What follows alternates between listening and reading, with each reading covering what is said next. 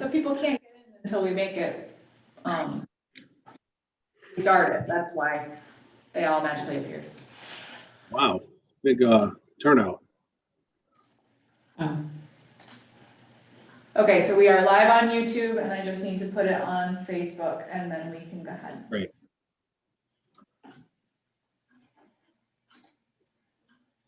Let me know when you're ready. Not ready yet.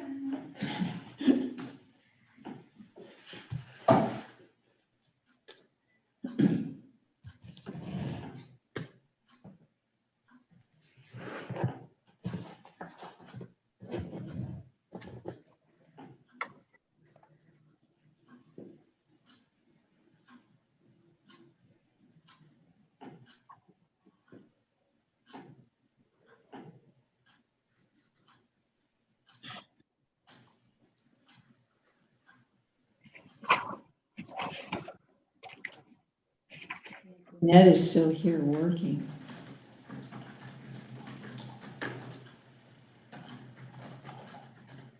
I don't know if they could hear that. Thank you. She's such a trooper. Okay, We'll call the meeting to order, regular Board of Selectmen's meeting, October 13th at 6 p.m. In attendance is myself, Mike Ergo, Nita Kincaid, and Bob Carlson. Christine Diaz, Admin Finance, also here on the screen. As with all of our meetings, we offer the ability for public comments on non-agenda items at the beginning of the meeting. If there's anything on an agenda item that you want to comment on, we try to go through each agenda item and offer comment as we go through the agenda. So if there's anything that's not on the agenda that someone has a comment on, they're able to raise their hand right now and offer the comments. We respectfully ask for all comments to be kept to 2 minutes or less in the respect for everyone's time and the busy agenda that we have. If you're on the phone and you have a comment, you would go *6 in order to unmute yourself. And I do see that there is a hand up. I believe it would be for public comment, ending in 9358. You're recognized. Hi, Gary Nino, 91 Main Street. How's it going, Mike? Hey, Gary. Just a quick question. I had put in some survey results about speeding in the village and never heard anything back. I believe you were going to have a joint meeting with the Village Improvement Committee. Just curious what the status is there. Yeah, we originally had listed that on tonight's agenda, Gary, but having spoken with the chair of the committee, they asked if we could have that the next selectmen's meeting. So that'll be discussed at the next selectmen's meeting. All good. I'm done. Thanks. Okay, thanks for your comment. Not seeing any additional hands. Last call for public comment on non-agenda items. All right, seeing none. I would like to move one agenda item. I have some folks on the line that might want to talk about it, and that would be agenda item number 13, the Sustainable CT Match Program. I'd like to move that if we could to, we'll just call it agenda 4A. Kind of fits in with, because Juliet's here too, in case she wants to hear about that. So I make a motion to move agenda item 13 and just move it to number 4A. Is that 13 or 14? 13 because you moved it up, is that what it was? 13, yeah, I don't know what it was. So it's the agenda item that's number 13 on the most recently filed agenda. Okay, gotcha. So I just want to move that to, we'll just call it 4A. I'll make that motion. Second. Further discussion? All those in favor? All right. Aye. All right, thank you. The first item on the agenda is the agricultural exemption of 38 Rocky Hollow Road. That is basically, there's some hemp operations that are normally, this is not something that the Board of Selectmen would be taking up, but because of the proximity, I think, to the recreation field, maybe to the school, that this is something we have to talk about and to move it forward. It's not marijuana, it's hemp. just so I can make sure I differentiate the difference of these operations.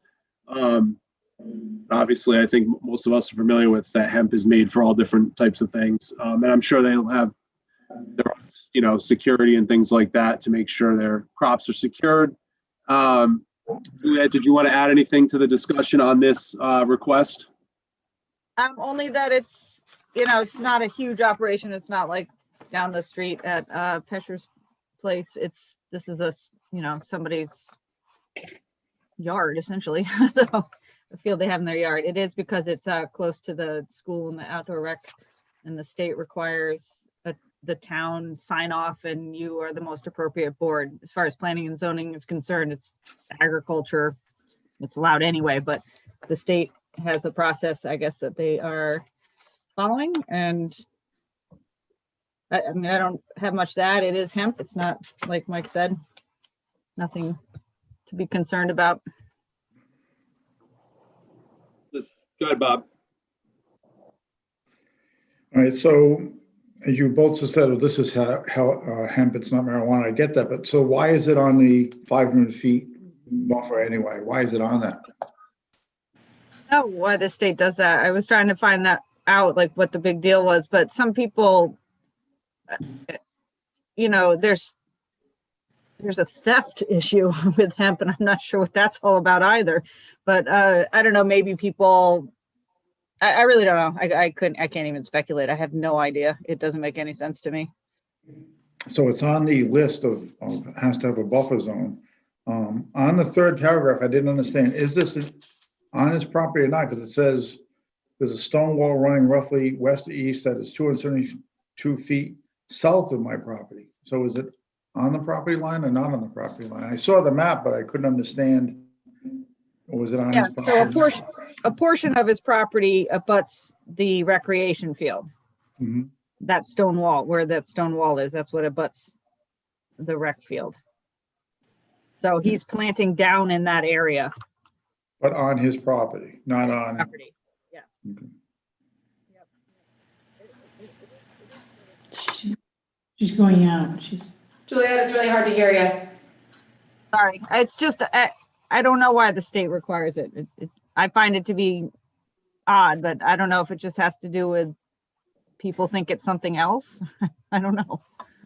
If I had to venture a guess, it's one of these things that was kind of new, and that probably, they're probably coming to some level of consensus with the allowance of it in the first place between those who are the decision makers. And, it's one of those things that maybe just didn't get ironed out as properly as it probably should have. But I'm speculating as well. All right, so Mike, we're all kind of just speculating and guessing. So is he planting this next week, or do we have time to get a ruling from the state exactly why it's on that list and get more clarity on that before we vote on it? Or we can vote on it and either, it doesn't matter. Is he planting this now? Is there an urgency, Juliet? I'm sure he wants to plant in the fall, but, or I can ask him. I did send it to the attorney just for some clarification, but he didn't have much to add. So I'm not sure who I would even talk to in the state to get clarity, but. All right, when's your next meeting? Weeks. The 27th. 7th of October? Mhm. I mean, fall's quickly moving along here. I don't see any, I don't think we're going to learn anything personally. I mean, I don't know, but I don't see why we'd learn anything based on my knowledge of the product that would change anything with regards to this. Right But, down the street. So, yeah, I mean, they have it at, Pesher has it right now at her place, and it's, I'd hate to screw the guy up, but I mean, I'm not going to force it, certainly, Bob. If you're more interested in waiting a couple of weeks, we could do that too. Well, maybe we can just ask him if he has to get it planted within the next week or two.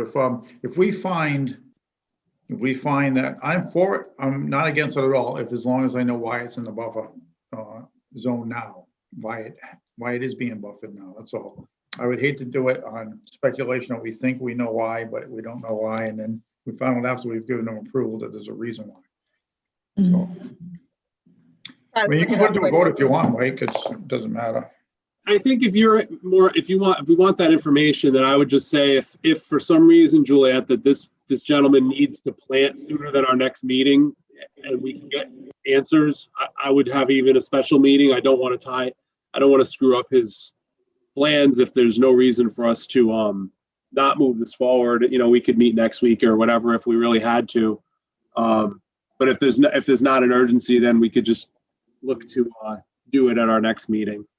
Right, I'm trying to look it up just very quickly.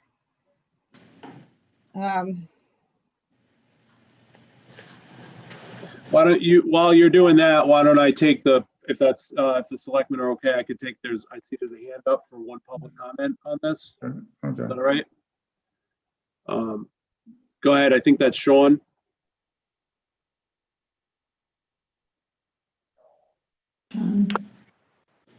Yeah, this is Sean Murphy. I just have a question. What is the exemption from?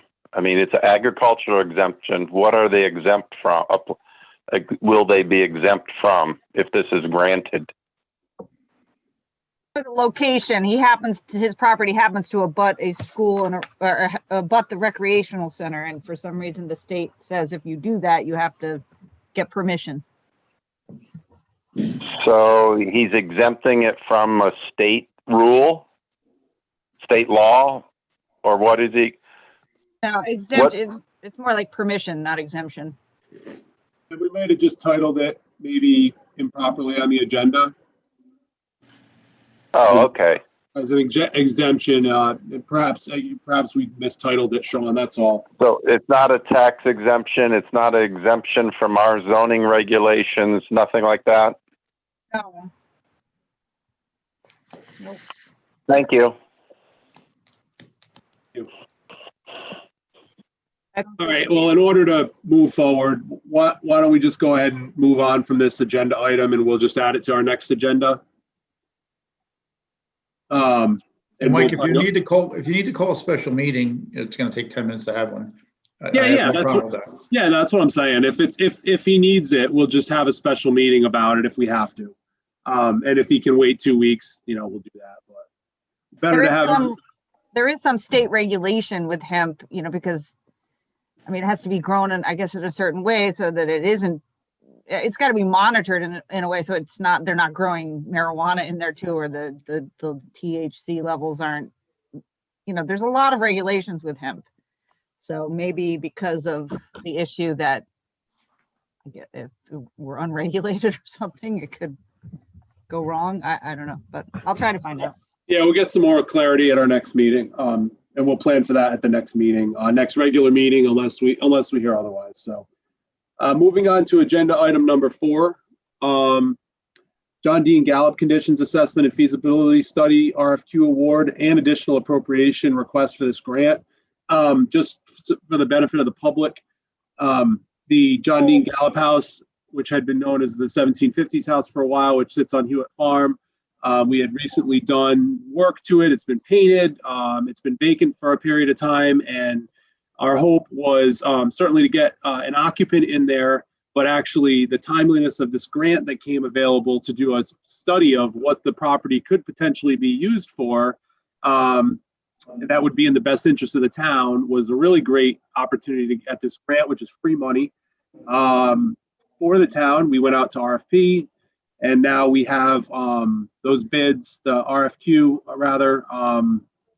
And I think what we'd like to do tonight is potentially award this. And then in order to award it and use the money from the grant, we have to get an appropriations request for that money. So it's not extra money that we're looking for. It's simply the amount to be able to use the money that we're getting from the grant. I know, Nita, you were fairly intimately involved with the Hewitt Farm Committee in the RFQ, and I know Juliet's on the line. I don't know, Nita, if you want to lead us through your findings and recommendation. Gladly. This was a very good thing that I didn't want to do in the very beginning, but we were very lucky, as Mike's already explained, that because of the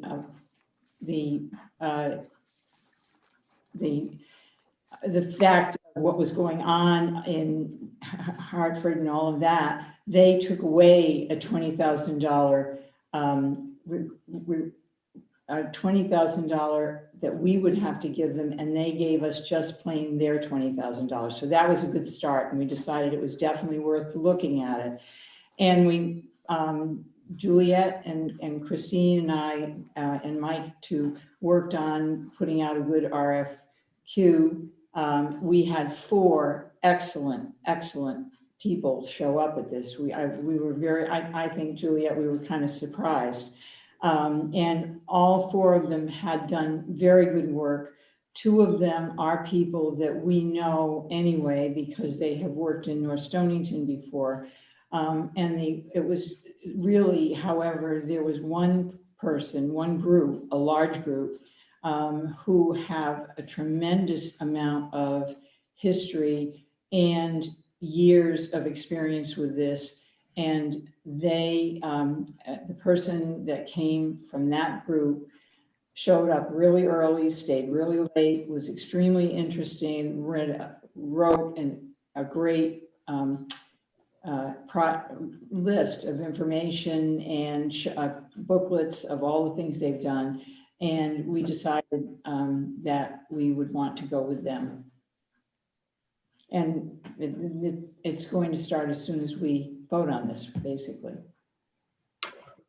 And I think the hope is that we'll get their report. Well, we outlined the time frame in it, so we'd get it quickly so we could get this property occupied getting into the winter here. So, Julia, Yeah, Dick Seeger weighed in. He had sort of liked one of the other respondents, but they weren't, they didn't fall under the 1 month timeline. So, and they were good too, but I really agree with Nita that we felt strongly that Lothrop, I was looking for it quickly, was the strongest candidate for this. I mean, they just have so much experience and they were so enthusiastic that I think they'd be a good match. right. Good so match. basically, Lothrop is who you guys are recommending. They would take the 30-day period to do this feasibility study and this fully encompassed report to make some recommendations about the property. Again, not something that the town's going to have to pay our tax dollars for. Grant that's fully funded through this grant that we applied for. What Nita was trying to say is that this is a special time. We should take advantage of this because there is no match requirement. Usually there's a matching requirement for this, and all of a sudden they did away with that. And now's the time to take advantage of this. And we were awarded it. And what they will be looking at mostly is what else needs to be done at the house. What are some of the things that would be, would make an improvement with it? We have done quite a few things actually in all the numbers of years since we started with the Hewitt Farm. We've worked every year putting things in, but the last year was where we really put quite a bit more in. And so the entire interior looks very good, but they are going to look at, in general, to any other things that would make it not useful to people. It would make it harder for them to want to be there. And then the other is the feasibility of use. And that's where I think, need some help with regards to what kind of people could we put in the building to make it really work for the town without costing us money and hopefully making us money. Fair. Do you have comments on this? Well, no, my only comment is I appreciate the work that Nita and Juliet put into it. I think I haven't seen the reports, but I totally acquiesce to your decision on what you think, and it sounds great. I think it's a win-win for the town, and when they drop the dollar match, it's fantastic. So no, I'll move forward. All right, let me take public comment before we go to a vote on this. I have Joe G. I assume that's Joe Gross. Yep. Yes, sir. I just want to, what is the, how much additional appropriation are we looking for? This will be, so just so I want to make sure I'm clear, we're going to ask, it's a $20,000 appropriation, but it's a $20,000 grant. So we're only asking for the appropriation because we can't spend the grant in this case without doing that. To get the grant. Correct. I got you. That's good. That's it. Fine. Thank you. Thanks, Joe. Sean? Sean, you recognize, you just have to unmute. Yes. So your plan this evening is to award this before you have the appropriation approved? Our plan is to send it for an appropriation request tonight. Yes, we're going to, well, our plan will be to make a motion to award the RFQ. And then the plan would be also subsequently to award the additional, to request the additional appropriation. Has to go to the Board of Finance, and then it has to go to it'll have to go to whatever the version of a town meeting we do is because of the amount. Right. It just, when you award the contract, you're committing the funds, and you're committing the funds before you have the authority to spend the funds. It's the additional appropriation should be before the award. I appreciate your comment, Sean. Thank you. Well, are you going to award a contract before having the authority to spend the money? Well, we're about to discuss that. Do you have any other comments? Nope, I'm all set. Thank you. Thank you. So, given the fact that this is grant money and we want to get somebody in there, I would definitely suggest that we do move this forward. And I know it has to go through the process. In the event that the town doesn't want to give the $20,000, which is fully funded by the grant, I suppose we could just probably take the money from elsewhere rather than the appropriation route. But we're trying, the reason to go the appropriation route is so that it shows up properly in future budgets. So that way you're going to have the line there. It'll show the record of the transaction. So it makes sense with regards to the grant. It's probably a little bit out of order. But again, I think we're going to run into this sometimes with grants now because we have a grant writer and we're trying to secure more grants. So when we have grant funds, we want to try to do it the right way and go through the process to make sure that there's a good record of the fact that we got those grant funds and that it shows up properly in the budgets, the future budgets. Does Selectmen have any other comments or questions? Mike, in our packet, we had, you had a appropriation transfer request in the packet. I don't see it on the agenda. Was that something that we're going to do tonight?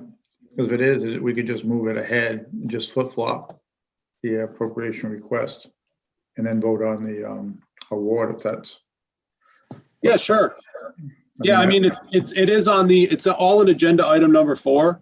Mm-hmm. It was all tied in one agenda. So yeah, you can, whatever your pleasure is.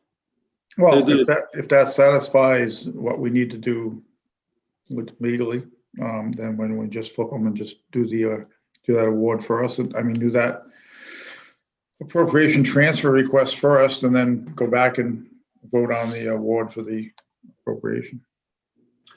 So I look for, we did have a transfer request in the packet for a transfer request from B34,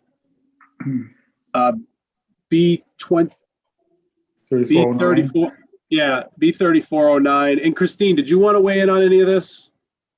So I think you could make the motion for the award. You could just phrase it pending approval of the additional appropriation request.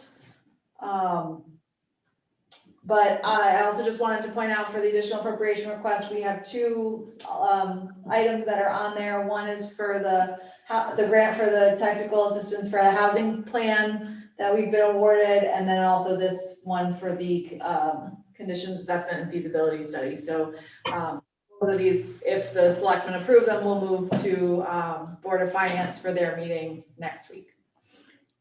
But the other one won't go to a town meeting. Just the Yeah, 20,000. so we would have, we would not want to put a town meeting off very far, but we probably can't do it until after the election now, realistically, right? Yeah, well, let's talk about that separately. First, let's look to move this additional appropriation transfer request forward. So if we could have a motion to from B 3409, $4,500 to use grant funds for technical assistance for housing plan, and C 3.35, $20,000 to use grant funds for conditions assessment and feasibility study for John Dean Gallup House for $20,000. We have a motion for those. So moved. Second. Further discussion on this? Yeah, Mike, so just to make it clear, on the C 3.35 line, we're gonna get a $20,000 grant. It's gonna be deposited into that line, and then this appropriation then takes it out of this line and uses it for the hiring of Lothrop as the contractor who's gonna do the work, right? Correct. And on the B 3409, is that also a grant that's sitting there now that the town has not put any funds into? Correct. It is. So basically, it's the same type of a situation. Yeah, it's just a wash. It's just giving us the monies in order to, the grants will come in that cover these monies. And the Board of Finance will ultimately have to approve these Yep. transfers. Yeah. The Board of Finance always has to approve the transfers, yeah. So I think Bob, this is giving the town the authority to spend the money. So the state is willing to give us the grant, but we have to do the additional appropriation request to give us the ability to spend the money that they're giving us. No, I understand. I just want to make sure it was clear to the listening audience, we'll say. That's all. Further discussion? All those in favor? Aye. Aye. Motion carries 300. Thank you. Then the second part of this is the award of the feasibility study RFQ as recommended, which was Lothrop by the Hewitt Farm Committee, Nita and Juliet described. Do we have a motion to award the RFQ to Lothrop? So moved. I'll second that. Further discussion? All those in favor? Aye. Aye. Motion carries 300.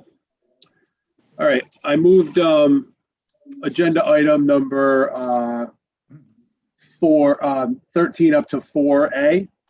Mhm. So that is, the Sustainable CT Match Program. So very excited about this. As you are aware, we've put a lot of effort into, specifically Christine a lot this year, Juliet, Alexis, who you guys know as well. We worked hard to get our bronze certification, and this year we submitted for silver, which we're really, really hoping will come through. And part of one of the motivations behind this, besides the fact that we want to be a sustainable community and that we are doing a lot of things towards sustainability for, being recognized, is that there's a grant program that kind of accompanies this. And if you're certified, you can get these grants potentially.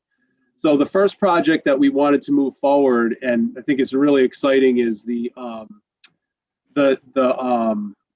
and you guys did get an email about the Sheets Family Forest, which we had been referring to as the Pucker Road parcel in the past. This should ring a bell because we had tried to go to town meeting last year to get an additional appropriation for from our land acquisition fund to help Avalonia purchase this property. That was was not successful, but I've never stopped the communications with Avalonia because Avalonia and the town also sees this as a really beautiful addition to the nature trails that could be at use for our residents as well as any residents who want to see it.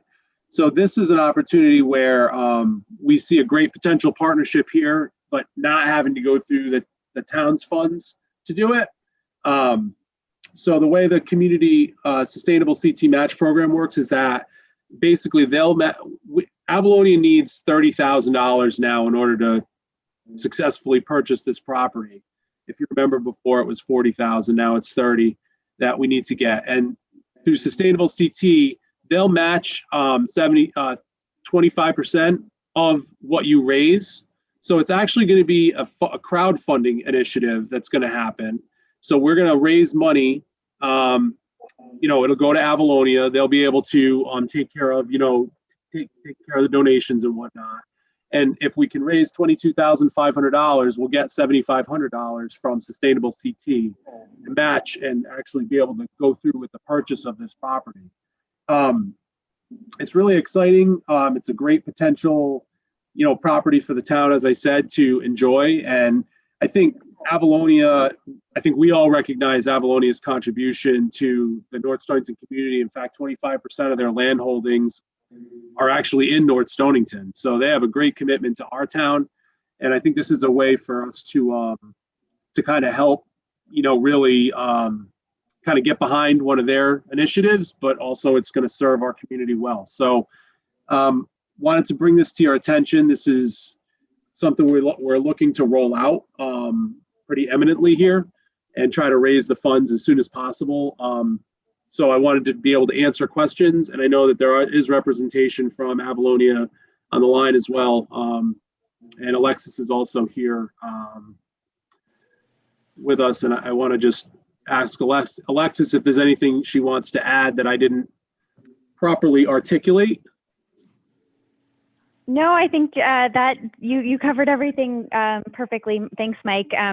Yeah, it's just a great opportunity and result of the Sustainable CT initiative, as you mentioned, that we have access to this grant fund. So we're looking forward to kind of doing the crowdfunding piece in order to complete the package, in order to assist Avalonia with the purchase. So yeah, I don't have anything additional really to add. Thank you. Great. Do the selectmen have any questions about this? Yeah, just, can you explain crowdfunding and how it's going to work? Yeah, absolutely. So basically what's going to happen is we're going to go live with a site. And when I say we, Avalonia is going to kind of drive the ship on this, but we're going to be big proponents and supporters of, trying to help make this happen. And so it'll be like a website, but people don't just have to donate online. They can also write checks or whatever, however they want to contribute. There'll be a separate accounting ledger for any donations that come in towards this. And basically it's kind of like, if you picture the thermometer, I mean, we've got to get to 22,500 to get the full match from Sustainable CT. We're going to try to do this within a short period of time, because I know Avalonia wants to be able to make this purchase, I think in November. Or like into December. And I know Terry is on the phone from Avalonia, which she may want to add something if that's all right. I could bring Terry in. She might want to. Terry, you can go ahead and. Thank you. Yes, so everyone can hear me. Great. Yes. So I'm actually, as we got off the phone with Mike this afternoon, and I started working on the fundraising website, so people will be able to donate through that. They can also donate directly by check to Avalonia. And I think we sort of decided that it might be easier for everyone's bookkeeping if we manage the offline donations, because we're set up for that. Also, I have created a double-sided document with pictures and information about the Sheets Family Forest that can be used to send out to just sort of increase interest. It's a really beautiful property. I walked it earlier in the summer. It's gorgeous. It's got historic stone structures. It's got a beautiful earthen dam that has a wonderful trail on it. So it's a really neat opportunity for North Stonington. And I also have a list of all of the people that own property that abuts this particular parcel. So I'll be doing a specific targeted fundraising appeal to those folks as well, which will count. And hopefully, we always think that abutters have a unique interest in preserving land, because it preserves their land as well. They have such a direct benefit. So we'll obviously be working hard on this fundraising, and we're excited to partner with the town of North Stonington. Thank you, Terry. Bob, does that explain how the crowdfunding works a little bit, or do you have further questions? Oh, that's fine. That's good. Okay. Nita, do you have any questions about anything? No, So I'm not sure that there's any, well, let me first open it up to the floor. If that's okay with the selectmen, if you're done with any questions, I see, that there's a hand up. 935, I think maybe it was that Gary again. Hi, it's Gary and Nino. Hey, Gary. This is very exciting. Just curious what would be allowed or what restrictions would be placed on it. On the property? So what can and can't be done there? Could you camp? Could you ride your bike? Or would dogs be allowed, et cetera? Is there has any of that structure been discussed? Generally, we do the acquisition first and then develop a management plan based on studies of the property. So, but I can say, hiking and trail running, walking your dogs on a leash are widely accepted across all of our properties. We don't have camping on any properties. And right now we're just beginning the process of introducing mountain biking to properties, but we're trying to do that very carefully. It's something that's considered, a little bit controversial in land conservation. So I'd want to definitely see the wildlife studies about that. There are always concerns about nesting ground birds and that sort of thing. But we are in the process of looking at properties to open up for mountain biking. So it's a possibility. We have not allowed any motorized vehicles on any of our properties, and I don't anticipate that. But yeah, so are you thinking of anything specific? We do have fishing, and this particular property has a river that's stocked with native trout and, hang on a second, let me look at my notes. Native and stocked trout. And it's actually, the entire property is included in the Wood-Pawcatuck watershed, which recently received the National Wild and Scenic River designation. So that's really exciting. Oh yeah, I mean, it's a great piece. It's fantastic. And I think Avalonia does a great job protecting these pieces. I would just like to see a little bit more access at times. So that I was just curious, if it was gonna, if Avalonia was gonna get it and put restrictions different from what they have on their other holdings, I would just like to be aware of it ahead of time. That's all. Thanks. Thanks, Gary. Thanks, Terry. Yeah, so again, this will be a Avalonia property. We're not asking the town for any money, just so it's very, very clear at this time. If for some reason, the town wanted to kick in money down the road, that'd be a completely separate conversation. But this is going to be crowdfunded. In fact, it has to be crowdfunded through the program. We have to get at least donations from at least 20 people to raise this $22,500 to get the maximum match through Sustainable CT. So, Brian, you're recognized.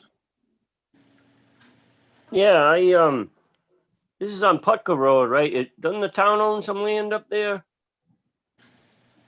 Off to the left? I believe they were dumping stumps and stuff up there at one time.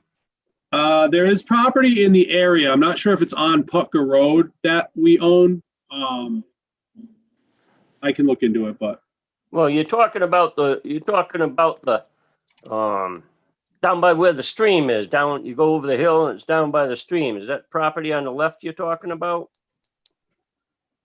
Yeah, that is where it is. Yeah, I think there used to be some old, an old mill or something in there. There was. Yep, there was an old mill in there. Yep, exactly. And there's a lot of, I think, I just feel this way.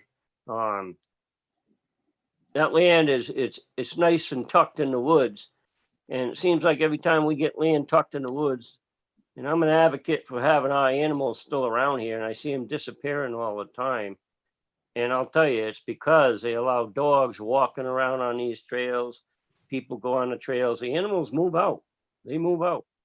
And the other thing is, it's an Avalonia thing. Now, isn't that I know it's a land trust, but if I wanted to buy some land, was somebody gonna raise money for me?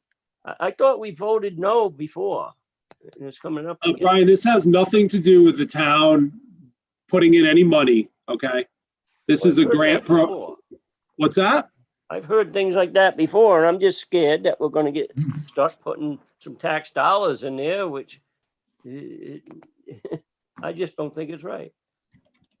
All right, well, you're making an argument for something that's not happening, but thank you for your comment. And I will also say that while you might think that we have all sorts of land tied up for dog trails, we actually do not have the amount of land that we're supposed to have for open space per the state recommendations. So very thankful for Avalonia to help us towards those goals that are very difficult for a town to achieve on their own accord because of the cost of land. And so, this will help us further those goals. Yes, So, actually, could I say just one thing? We were very fortunate. The landowner has offered us a discounted price to help us acquire this land, but the discounted price is $325,000, and so we have now raised close to $300,000 with this campaign will put us over the top, will get us to the rest of the way. So it's been quite a lot of work on our half to raise the money that we've needed to raise. And just to your comment about the dogs, we don't allow unleashed dogs on our properties. Of course, it's all in the honor system, but we have lots of signs and stuff asking people to keep their dogs leashed for that reason. I mean, people obviously love to walk their pets and their dogs on properties and stuff, but we are very mindful that this is habitat for wildlife. Thank you very much, Terry. So I don't know, if there's necessarily any action required from the selectmen, but I think it wouldn't be bad if we, just had an enthusiastic motion to move forward with the sustainable CT grant program toward the Sheets Family Forest, Avalonia program here. Bob. No, I'm fine with it. I think it's, if we can do it through crowdfunding, then I think it's great. I'm looking at a map of that. Maybe Terry's still on the line. There's a map. I'm looking of the town, and there's a Lion Hill Road. Is that a paper road or is that a real road? And is this property to the east or west of it? I do not know the answer to that question. I'm so sorry. I don't know where it sits in relationship to the rest of North Stonington. So I'm fairly new to Avalonia, though. I only started a few months ago, so I'm still learning my way around all the preserves. Well, it looks like there's a good sized body of water, and then there's a river coming out of both ends of it. And It is on the it has a half a mile of frontage on the Green Fall River. okay. It's by Denison Hill, Bob. Okay, so it's going to be east of that road. Yeah. And that might be a paper road. I'm not that familiar with that area, so. Yeah. But I did email the kind of like a fact sheet or whatever to you guys. I just emailed it today, so I apologize you didn't have it earlier, but it kind of it's basically a sell sheet or whatever Terry titled it. So this is so folks will know, what it is exactly they would be donating to, and this exciting potential acquisition for our town. So on your Friday announcement, Mike, and also on the town website, you'll have some sort of a link to get to this website. Yeah, once the crowdfunding goes live, I'll include it in my weekly update, and we'll definitely have a spot for it on the town website. And we'll be pushing it over the next few weeks to try to raise as much money as possible and get, close in on that goal. So like right now, it's not slated that the town would, be putting any funds into this at all, but, it might be where we want to talk about it and we would have to talk about it in a meeting. I mean, we do have our land acquisition fund, and certainly we didn't want to put, the town wasn't interested in contributing that $40,000 last time, but that doesn't mean it couldn't be taken up at a lesser amount if we're not able to raise all the funds or whatever. But I mean, that's not something we're talking about now. And if we did, it would go through the whole open meeting process, obviously, and even to a town meeting. because of how we put the ordinance in place about the funds in that account. So I think right now to me, if you look at the success we had, not we, but the PTO had with regards to the raising the playground money so quickly, they just did a phenomenal job. North Stonington has always been really stepped up when there's a challenge and when there's something really exciting like this. So I think we'll do pretty well, I'm hoping. So I'm excited about it. So how about a motion to pursue the Sustainable CT grant program in pursuit of the Sheets Family Forest? So moved. Okay, I'll second that. Further discussion? All those in favor? Aye. Aye. All right, wonderful. Thank you guys very much, and we'll look forward to seeing the information online, and we'll get the word out there as soon as it's live. So Terry, Alexis, thanks for being on that for that. And thank you. Thank you very much. Yep, appreciate it, Terry. Have a great night. Yep, you too. Bye-bye, thank you. Thanks, you. Alexis. Okay, so number 5, which is the 298 Norwich Westerly Road lease update. Added this to the agenda. Wasn't sure if we'd have an update or anything to act on for tonight's meeting. We do not. So there's really no update to speak of there. And that's still in negotiations, so nothing more to discuss at this time.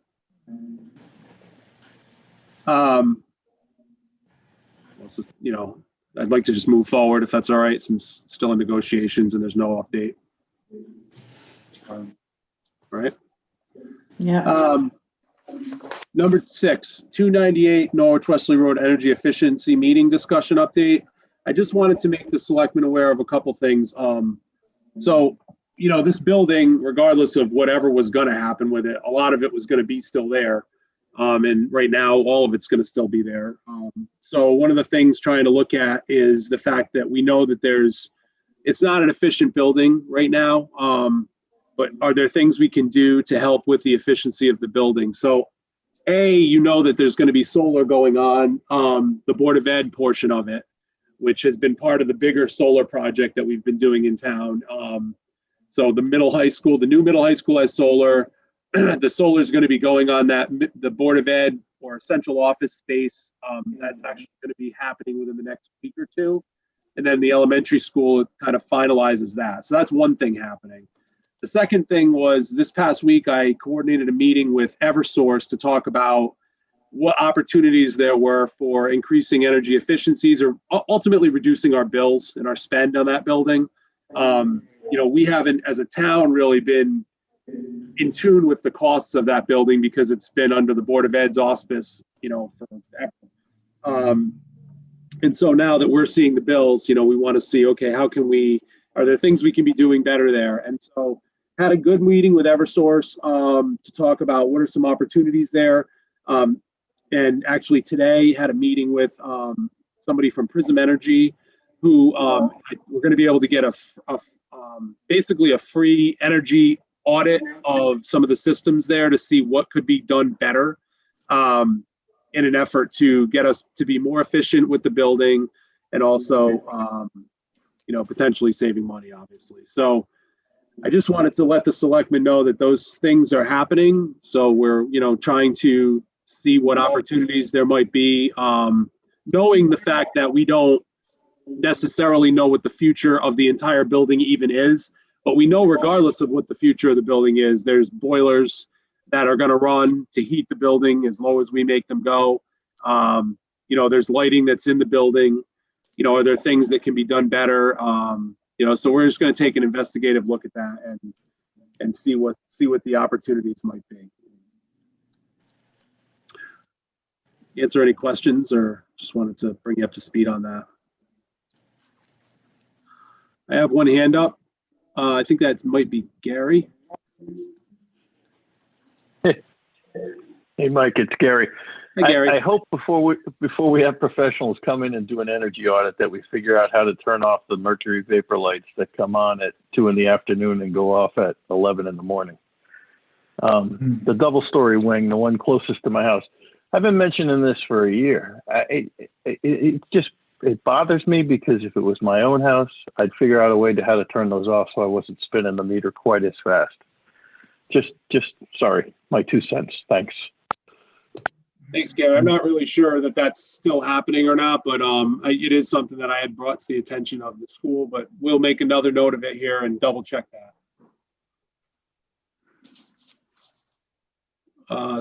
Any other comments on that? All right.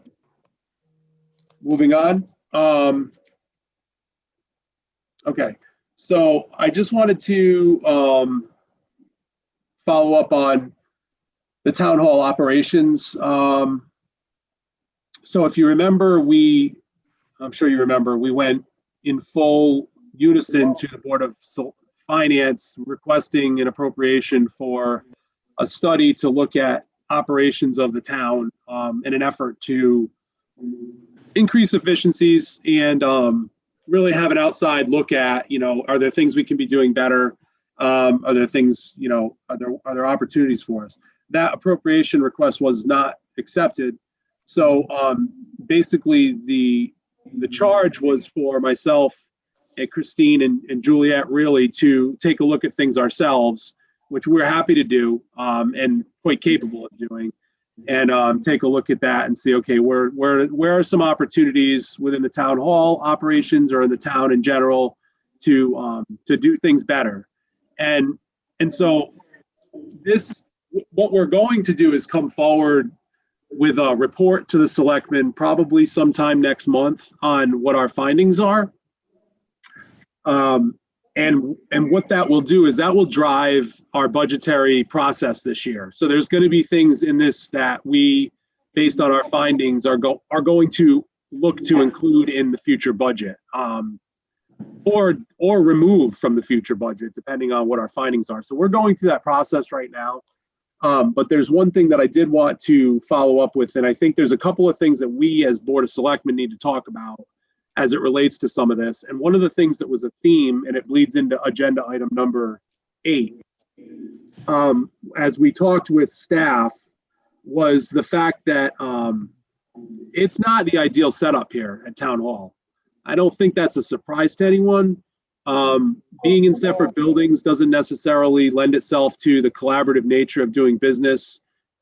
We don't have enough space in a lot of cases.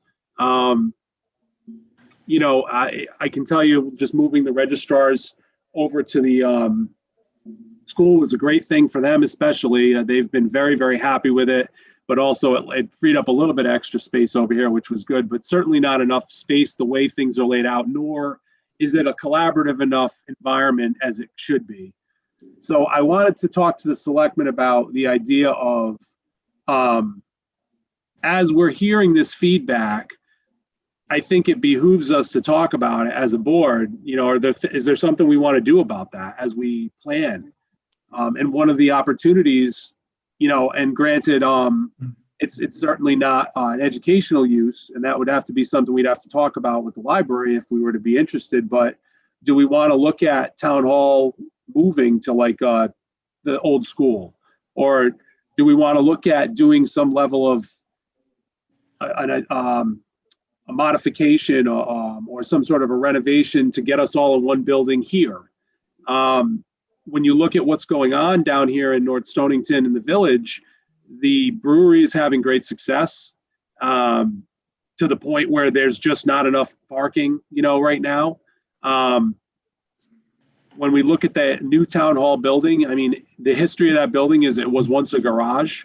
So it's certainly not like necessarily the best, space, for an office, I guess you'd say, possibly, though it's totally, could be, we could do some things in the room Nita's in, certainly could be fixed up to have more offices, the potential of doing a little bit there to bring everybody into one building is possible. I just wanted to talk about this because I think that's a potential option. And also, I think we need to talk about that 2-story wing now anyway, because I don't want to wait too much longer before we kind of figure out what direction we're going to head in. And maybe it's not the 2-story wing. Maybe it's part of the middle school wing. for discussion. So that's a lot to just kind of throw on the table, but I just really wanted to have a general discussion with the selectmen about it. That's fair.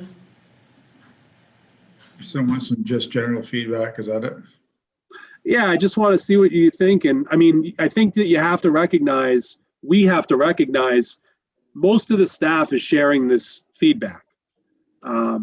You know, and I work here every day, so I know, you know, it would be better to be in one roof. It would just be more collaborative to be in one roof with everyone. So yeah, just some general discussion about it. Okay, so I know it's going to be a discussion, it's going to take a while, but my first thought is the deed restriction from the library is pretty explicit. We haven't actually got the finalized deed restriction, which has changed the wording from secondary education to just education, which apparently has been approved, but hasn't legally been changed. So I have no intention on looking at that building for anything but education at this point. The Board of Ed is being pressured by citizens in town about going back to school in a more complete way, which means that they might have space problems, which means that two-story wing that we were told a month and a half ago that they weren't going to need, it might become where they have to second think that thinking. So that space might be needed. I know that there's two sides to every story. I'm sure there's a lot of people want to have everybody come back to school, and there's other people that don't want to do that at all. But that space may be allowing to be a compromise. So I don't think we can do much with that building until we know what's going on with COVID and what's going on with the Board of Ed. Again, I understand what you're saying, Mike. I don't work in the town hall every day. Maybe after I retire, I'll be there a lot more than I am now. But so we're roughing it. We have people on top of people, and we don't have enough space. But in these days and times, everybody's kind of roughing it. I think there's a lot of people that have been out of work. There's a lot of people that worry about their jobs, the future of their jobs. And a lot of industries got hit hard by COVID. We're not out of COVID yet. We could be in it for 2021 for all we know. Hopefully not. But so with that said, I don't know if we should be looking to make wholesale changes during these times. As far as taking that room where Nita is, the conference room, and dividing that up for some temporary spacing, to office space, if we could come up with another spot to have as a conference room, maybe we could do that. If maybe that conference room would have to be at the media center or somewhere like that, but then that would free up that conference room to be subdivided into maybe 6 offices or 4 offices, and with temporary walls that could eventually come down again. I'm not sure, but I think these are the ideas that you'll have to speak about. But I will not be in favor of using the 2-story wing for anything but secondary, for education until further notice. Nita, did you have any feedback? Yes, the first thing I thought of when you started talking about it is that this area here and at the old town hall really fits very well in the town, and I think makes it feel like the old town that we want it to give it the atmosphere of the village, and to put us the whole thing into a old building, and that's not, the public can't even really see it unless they really have to go in. I think if we're going to do anything, it should stay right here, right now. That's my feeling. And I think a lot has been improved in these 2 buildings since Sean came and then we came. I think it's continued to be improved. I think it has a very nice feeling to the downtown. So I would, yeah, I think I'm not disagreeing with that. I think there's certainly the charm of how it is. It's one of those things, this is how it is, and this is how it's kind of been for a while. And, it's hard to want to change things like that. But I think that to discount the fact that most everyone's sharing this feedback who actually have to live and work in the buildings. It's nice from the public's perspective to have that feel good feeling about how it is or how it looks or whatever, but the folks that are spending 40 hours a week have some different feedback.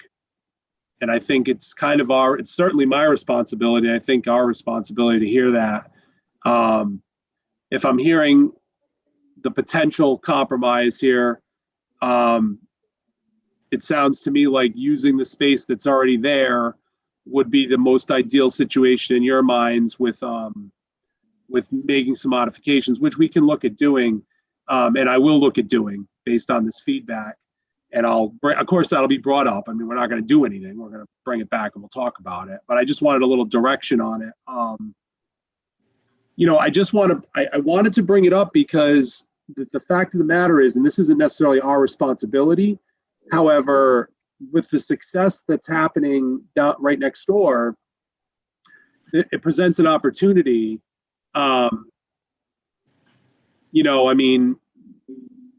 To allow for more space for something else that's a business that's thriving. I'm just throwing it out there. In the event that you said, okay, they're doing great next door, maybe they want to buy it and they want the space. I'm just saying, I'm not saying we should do that. I'm just throwing it out there because I think once we pick a direction and we say, okay, we're gonna do a little addition or whatever it is on that building you're in, Nita, then we're kind of committed to the location, which is fine. I mean, we've been here for many, many years, and I'm not trying to change this. It's my job to try to bring these things up for discussion. That's all. I'm not trying to make some major earth-shattering decisions here. I just wanted to talk about it. So what I would do probably based on this feedback is kind of go back and look at the buildings that we have here and see what might be some compromise to the situation we're in. Mike, could you give us some specific examples of people stepping on each other and working too close and not enough space? And can you cite some examples of that? Yeah, I mean, I can give you a couple of examples that are, for instance, the whole land use outfit down there.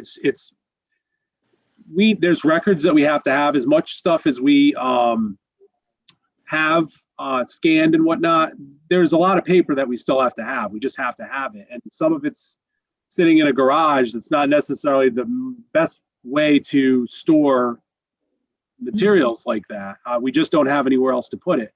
It's very crowded down there. It's not super friendly for the customer experience, and really the setup in that part of the building and land use isn't the greatest. I'll also say in the selectman's office, it doesn't really lend itself to a customer friendly experience when you walk in here. You walk into a hallway that's, where do I go? And you could just go in any office. It's not really set up quite as properly as it really should be. Right now we have our troopers on the second floor at the old town hall, which is just not where they should be.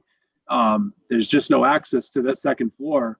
I mean, certainly they're good enough to come down and meet with people, but people should be able to go up. And if they needed handicap accessibility, it's not happening at this building.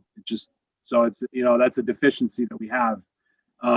It's really not the most ADA accessible building. In fact, the bathrooms at the old town hall, new town hall rather, are not technically not ADA accessible. And also there's really some environmental concerns with the buildings as far as the new town hall. We think there's some people have some aggravated allergies at times in the buildings as well. I've done some things like we've got some air purifiers that we brought in to try to help with some of that as well.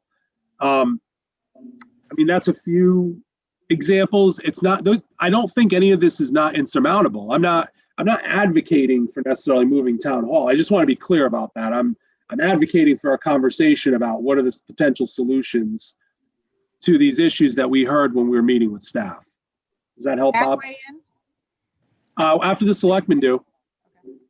So again, I don't work there. I understand that it sounds like it's a little bit cramped here and there, and it's not ideal. But you said when people walk in, it's not, when you walk into the old town hall to see you or whatever, it's not as welcoming.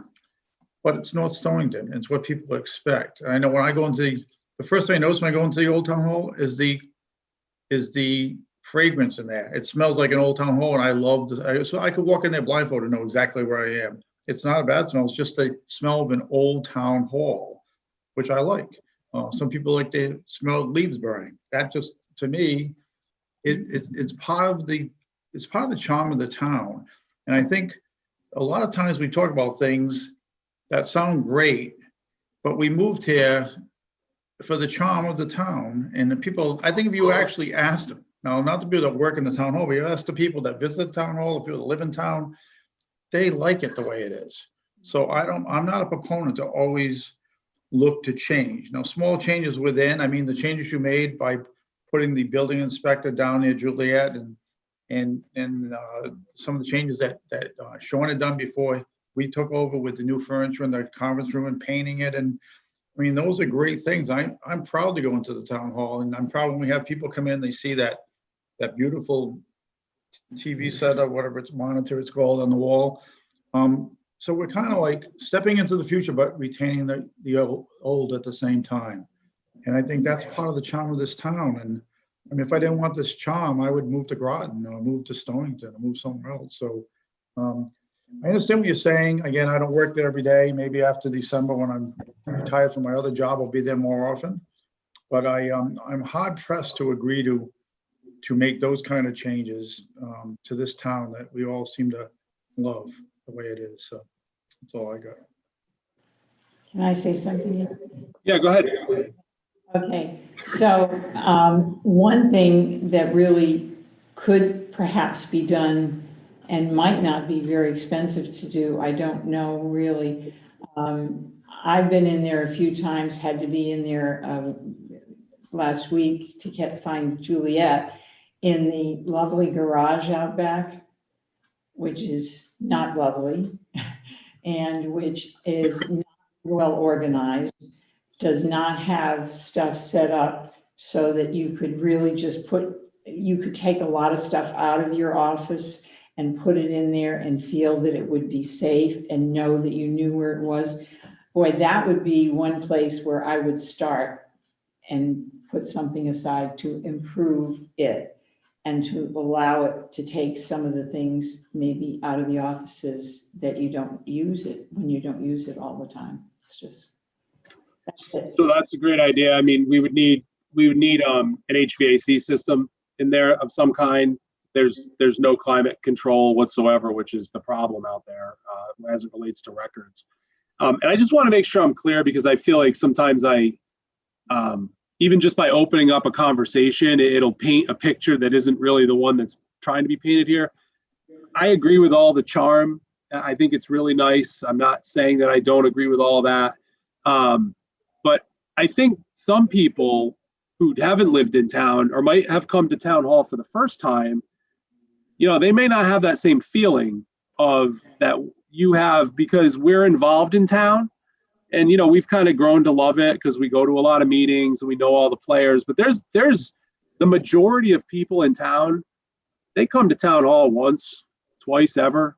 They don't want to be at town hall. We want to make it a good customer service experience for every resident, not just the residents who have lived here forever and love the charm, but every resident who would ever need to use town hall for any reason. So, and also for our staff, which I can't understate, because, for those who come in here once in a while and they love the experience, our staff is here 40 hours a week. And it's important that there's an environment that works to make us as efficient as possible, so that we're using our time as best as possible and that we're saving tax dollars ultimately if we're being efficient. So I think that's a good enough, I think this is really good feedback on this topic. There is a couple hands up if the selectmen are good with me bringing those comments. Yeah. Go ahead, Juliet, you had your hand up. Yeah, I just wanted to reiterate one thing with that. We did look at, we didn't just jump to let's move. I mean, I'm a strong proponent of that. I'll be honest, but we definitely we have strived really hard to come up with technical solutions that will help us, right? To make things efficient, to get records scanned, especially in the time of COVID and people working at home. That's more important than ever. So I think we'll solve that problem because we have to for another reason. So that's good. But to answer Bob's question of examples how we step on each other, there's some glaring examples, especially if we were to ever consider using the conference room for something else. There's confidential conversations that need to occur in town hall because, for one, I'm your economic development coordinator, and sometimes I need to speak in private, and that's not possible in my office, period. Period. So I need somewhere else to go. That's one thing. You know, if we were to solve the storage problem, yes, maybe we could free up some space within the offices and have a better door again and have a conference area, fine. But we are on top of each other, and we struggle with storage, and we struggle with privacy, and we struggle with the need to spread out hands, for example, because, you know, the building official has a tiny office too, so he needs the conference room. So, and the air quality, I'm going to say it, it's horrific. It is horrific, and it needs to be addressed. And I think Mike is working on that. But, you know, I'm fine with adjusting the space there, but I think we should, I appreciate your comment, Mike. We should take the staff seriously who do work here 40 hours a week as well. Thank you for that. Thanks, Juliet. Brett? Hello, Brett Mastriani. I was listening to this, and, you know, I have to agree with Nita that this is a representative of our town, that small community feel and that small town hall. And when you're walking from one building to the other, it's like you're walking through a hallway, but you have to go outside. I have to disagree with you, Mike, that, you know, people don't have that friendly customer service feeling. That's one of the first memories I have of North Stonington. I just moved to town. I had no idea who anybody was. I was working in Warwick. I came to town hall. I had to get some information. I walked in the old town hall, and out comes first selectman and starts talking to me, asking me, welcoming me to town, and giving me the information that I need. I remember going home and telling my family about, wow, what a nice community. Like, I walked into town hall and it felt like you were home. It was my first connection to town. I do feel that this has been a push for years now to try to move to the old middle school, as we had a community conversation at Wheeler Library about downtown, and you had Rusty draw what town hall would look like at the old middle school. And I remember the majority of the people in that community conversation did not want that to change. They did not want town hall to move to the old middle school. So this isn't something I feel that is just coming out of these conversations now. This has been on an agenda for quite a few years now. So I would really hesitate from trying to move and change the feel of North Stonington. Our population is still about the same. Our government structure size is about the same. We have one new employee, I think, over what we've had for how many years. And I would ask the board not to move forward with this if it comes up again. Thank you. Just to kind of correct the record, I think we provide incredible customer service. Again, I just want to reiterate, my job is to bring up ideas sometimes that sometimes maybe aren't the easiest things to talk about, but when I'm getting feedback, it's my job to bring it forward. And that's what I've done tonight, is brought forward a conversation that I don't care. I mean, I really don't care what we do.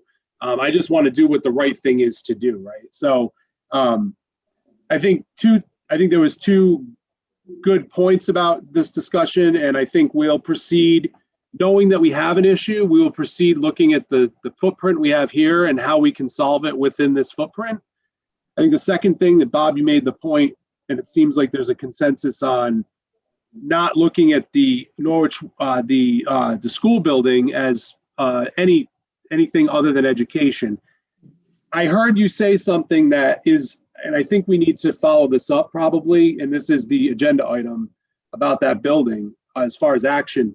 if the school is keeping us on hold with that building because they're not sure what they're going to do, I think we need to kind of put in more formal request about the cost associated with holding that building.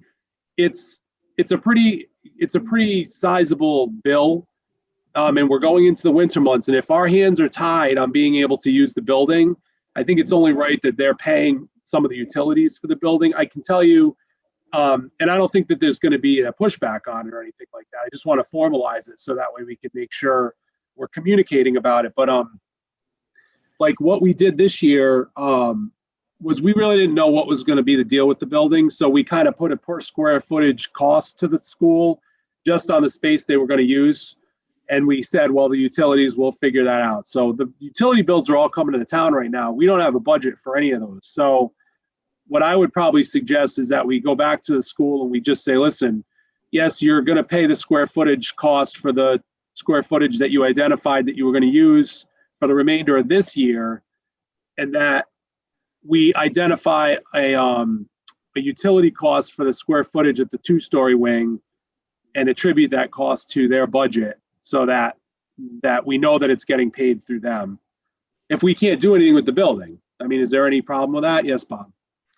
I got a question. So tell me where the money comes from if the town pays for utilities. We don't have it in this year's budget. No, So if we, well, where does it come? It comes from the taxpayer, correct? oh, yeah. And where does the money come from if the Board of Ed pays for it? I understand it comes from the taxpayer. So it comes from the same pocketbook, right? It was just a matter of designating, did the Board of Ed pay for it or does the town pay for it? We're in, as you like used to say, uncharted waters, right? These are times that we're in an emergency situation when it comes to schools. The schools might get worse before they get better. We might have more and more schools closing, more and more schools go to 100% distance learning. This is all taking place with the Board of Ed in the last 2 or 3 weeks, where they've been putting out surveys, they've been having Board of Ed meetings on Wednesday, almost every Wednesday night. I know there's one tomorrow night. And I mean, they're in a tough spot. The Board of Ed's in a tough spot because one faction's telling them to go back to school in a more complete way, and there's another group saying we can't have all those kids in these classrooms. The classrooms are too small to have full classrooms during these COVID times. So we're in emergency situations. I think Hartford is, and they haven't come out and said it exactly, but they're looking to help boards of eds in towns in emergency situations. I know this isn't even an emergency, and they gave, the Wheeler Library just got an appropriation from Hartford. They gave a lot of the public libraries in our area some money, which was unexpected and a nice windfall for Wheeler Library. But but when it comes to the education, when we say that we want to have the Board of Ed pay for it, it's still coming out of the same tax dollars, the same pocketbook. But my money goes to the town, so much goes to the Board of Ed, so much goes to the town, but the bills get paid no matter where we say it comes from, the bills are getting paid. So I don't know if I want to get into a tug of war with the Board of Ed. I think it's, if they need to come to a decision soon, because like you said, we're going into winter. It'd be better off to have that, as much of those utilities shut down as low as we can go without pipes bursting. Sooner instead of later, we need to know what's going on. I'm sure they're up against their backs against the wall. They're going to come up with an answer fairly quickly. In the next 2 weeks, we went from 14 to 18 cases of COVID in 2 weeks after sitting at 14 for like 3 months. Hartford is blowing up, London, Norwich, Groton. The pandemic is coming back in like a wave. So far, we've been exempt a little bit from it, but I mean, if it's coming, we could go to all distance learning. So there's so many variables right now, and I'm just worried of as far as that 2-story wing, making too many decisions on it now, and if they need it, the town has to get, just like when we had to get rid of the PCBs, the town had to get rid of them, we got rid of them. Bob, I'm not disagreeing with you. The best use of that building is if our own school needs it, there's just no question about it. That's who should be using the building. I mean, these are unprecedented times. And I don't want to saddle anybody. I don't want to deal with this, really. I mean, we could just keep going as it is. My concern is that because it's COVID related, the school they have access to different funds and different opportunities as it relates to COVID funds than the town does. So if it's truly going to be potentially, and if it's reserved for school use, then we maybe should just kind of codify that, so that way they're able to get those funds in the event that there's reimbursement to be had. And I don't really know any other way to do it than to say, listen, this amount of square footage exists in that 2-story wing. Let's just, make sure we, kind of I mean, if they're going to come to a permanent decision, I guess, in the next couple of weeks, we could just keep riding it out. It's just, the problem is the longer the winter goes on, the more the bills are going to go up, the longer it's going to take us to go out to bid. It's not like you're renting your house and you can put it in the paper tomorrow. We got to go through a process that's going to take us time, and time is money when it comes to these utilities. So I'm just looking out for the taxpayer in a way to try to say, okay, how do we just kind of firm things up a little bit for this year? I understand it's a different year, and next year it'll be different because now we know some things and we have some more clear direction. So, and when we're by the COVID season we seem to be in, and there's a vaccine and we're back to somewhat normal, then the Board of Ed can't use those buildings, because then it's costing the town money. If we could have a full-time tenant in that 2-story building paying the town for use versus a school that has 2 brand new buildings across the street, there's no need for them to be in that building on a more permanent way. But temporarily, during these tough times we're in now, we might have to make it accessible to them. That's all I'm saying. Nita, do you have any feedback? No, I'm done.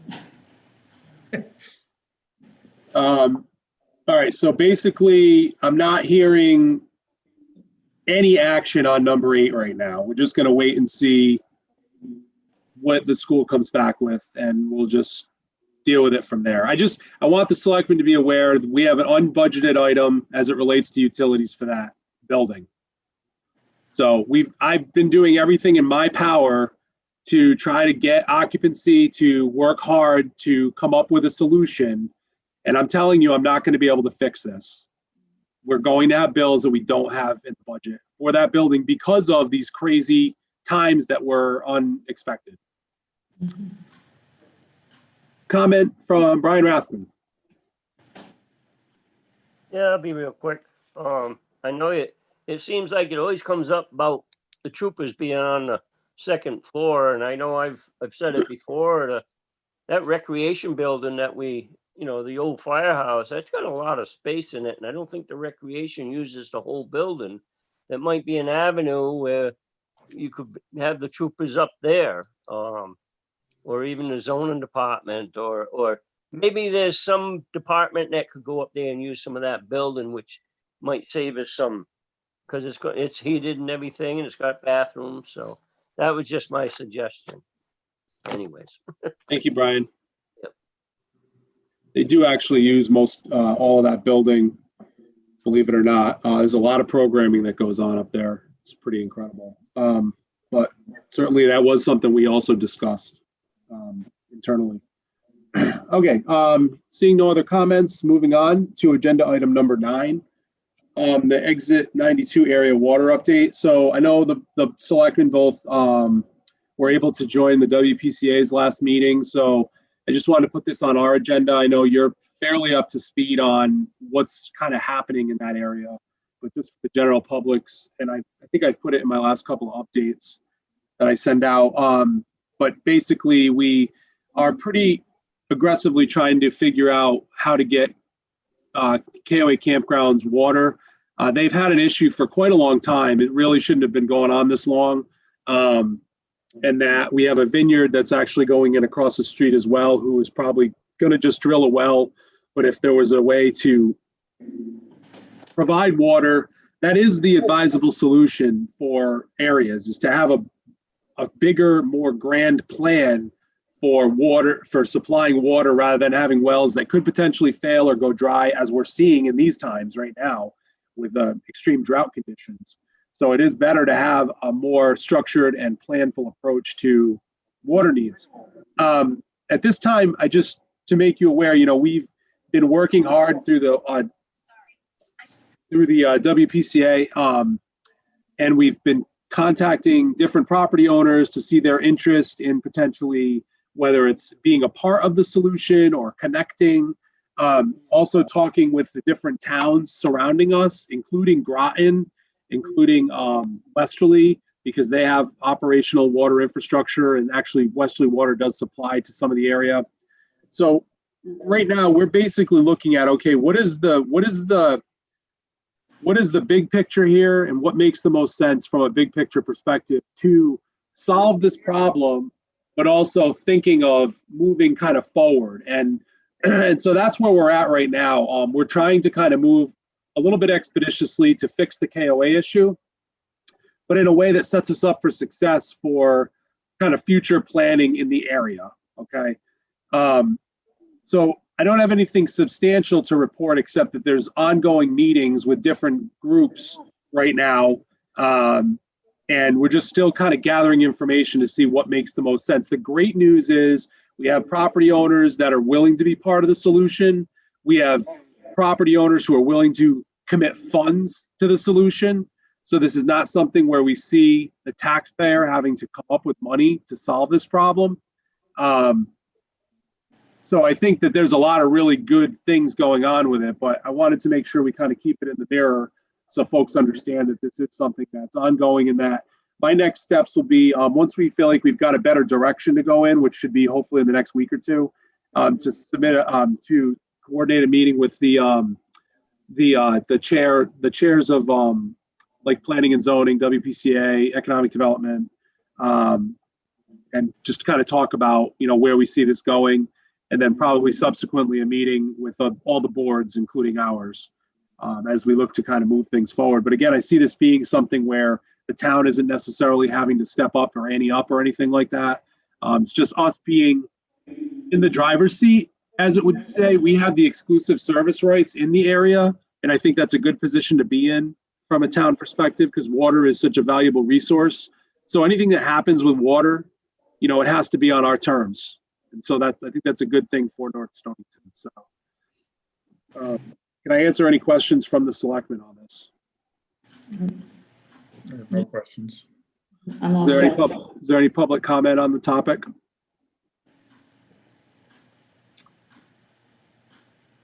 Brian, you're recognized. Yeah, I'd like, if we do anything, I know Wesley's had problems with their water before. Even years ago, they had a gas station leak that was quite devastating to the people in Westerly. And I know the rates kept going up. And that's the thing that scares me the most. I know you say it isn't going to cost the taxpayers anything, but down the road, it definitely would. And we have a good aquifer.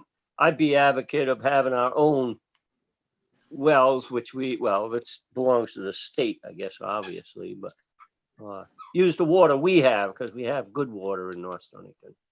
And that's one of the things we're looking at. Not ours. Yeah, and that's one of the things we're looking at, Brian. We're trying to look at a holistic approach where we're kind of in the driver's seat on whatever direction we take. And certainly using our own water is definitely one of those approaches. Thank you. All right.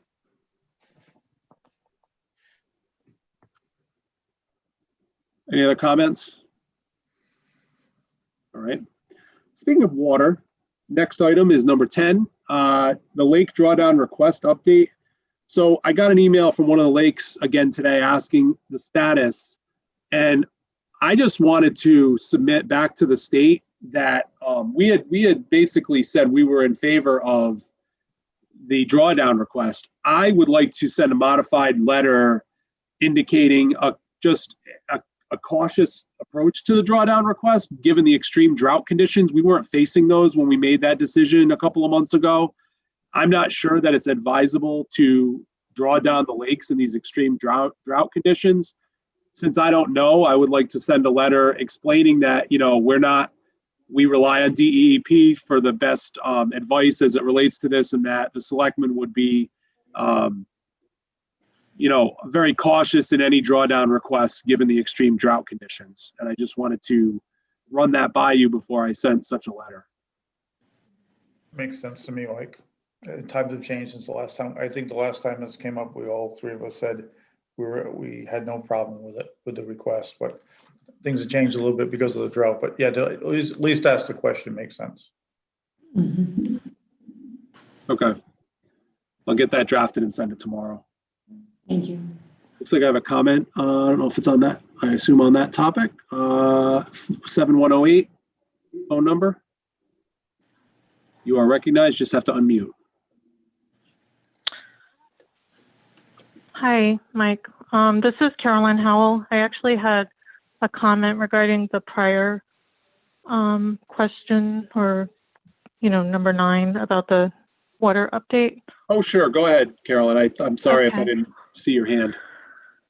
So I guess I have a few concerns. I started looking back at some of the meeting notes, and I found this, I don't know what it's called, executive brief, which shows the projects that, I guess the concept of the projects that, are going on or you hope to have going on in that area.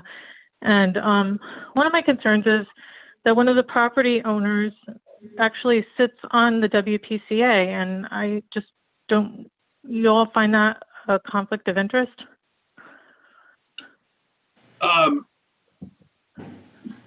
So, I mean, if it were related to voting on something, I think he'd have to make a decision whether to recuse himself. But I mean,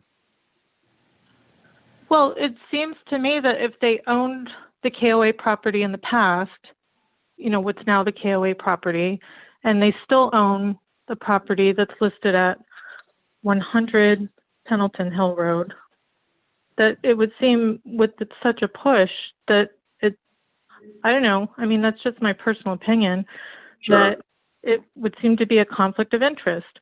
So technically, just so you know, and this is probably not really known to most people, is WPCA technically, although you would think Water Pollution Control Authority, just by the name, would be the authority on water. In fact, they are the authority on wastewater, not on water.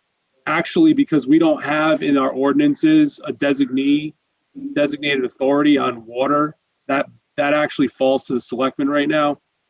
So, well, you're talking in the minutes, it talks about the KOA's need for the project to move forward. They're the driving force, Mike Ergo stated, and he and Kay Labby had spoken to Westerly about the possible regional solution to the wastewater needs and water needs, and that it is possible to send wastewater over state lines. I mean, that's in the minutes. Right, wastewater, yep. And water too, actually. Yep. All right. So, right. And I mean, my concerns as a taxpayer is that that area sits right above the aquifer. So if they were to put wells in, just like everyone else around has been, there should be plenty of water there. I mean, having to be at the mercy right now of Eversource is just another example of being at the mercy of utilities. I don't want to be in a position years from now where, never mind the cost of installing and maintaining, but, the cost that we're all paying to use these utilities.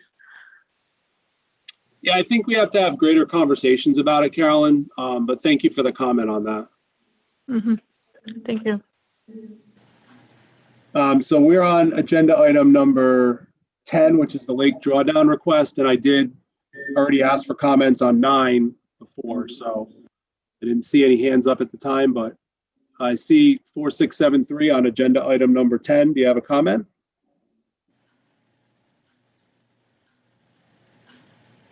You just have to unmute.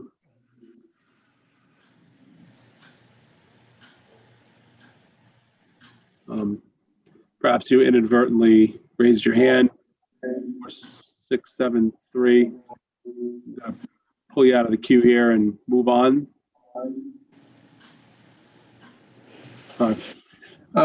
Moving on then to agenda item number 11, which is the Route 2 sidewalk discussion. So this is something we talked about before, and the selectmen were in favor of me gathering some information. I just wanted to keep everybody updated. I did have a meeting with DOT last week about just kind of an initial discussion. Again, sidewalks are not imminent. We're not putting in sidewalks on Route 2 tomorrow or something like that. A lot of the discussion we try to have is kind of planful. I mean, this stuff could be talking 3, 4, 5 years down the road, but like, this is something that we've talked about, the fact that the walkability of town is important, especially there's a pedestrian bike plan that's out there that the Connecticut Council of Governments put together. And quite frankly, we've had fatalities on Route 2. So now with all the businesses being filled up, by next year, which are in the vicinity of the village here, with the schools being on Route 2, with Holly Green being right down the road, with some housing going in. It makes sense to be talking about, all right, do we want to have some level of a sidewalk so it makes it more walkable and safe for people who have chosen to walk there. Basically, it was a good discussion. It was kind of an initial kind of fact-finding mission. And the good thing that came out of it was I did invite the Connecticut Council of Governments to be on the call, and they basically agreed to put kind of like a down and dirty rough sketch type of thing together. Because basically, if there were to be even if it's just one sidewalk, or even if it's just not even a sidewalk, but just like a bike lane or anything, any change like that, that's a state road. So the town shouldn't have to be paying for any of it. But in order to get grants, the town has to kind of be at the table there to help facilitate that. And in order to get any grants, if they were to try to get any, you have to have drawings, you have to have plans. So the good news is the Connecticut Council of Governments decided to kind of put a basic plan, like a basic down and dirty together with regards to elevations and how things would look if we had a sidewalk. I think we're talking about maybe one on one side of the road, and to kind of come back and talk about it again with DOT and see what it looks like. So it is in the discussion phases of whether or not it's something that's feasible. But when you're talking about fatalities and safety, and there was another accident there today, it's very common that there's accidents specifically, but with pedestrians, we certainly don't want somebody getting hit. And anytime I see anybody walking there, I cringe because it's just such a high speeds and it's scary. So I don't have anything else. I just wanted to give a report on that, just so you guys knew. I don't know if you have any questions or comments. No. Okay. There's a couple other updates here. Number 4, which is number 14, which is the COVID-19. Bob, you talked about it. The fact that Mike, you skipped what I skip. Community Foundation of Eastern Connecticut. Oh yes, and Christine, I think you were going to take us on that one, right? I was, yes. That's how you noticed it. That's why I knew. As we've talked about, Craig Russell is our grant writer. He has been looking into other things that we can do to fund projects that we already want to be working on.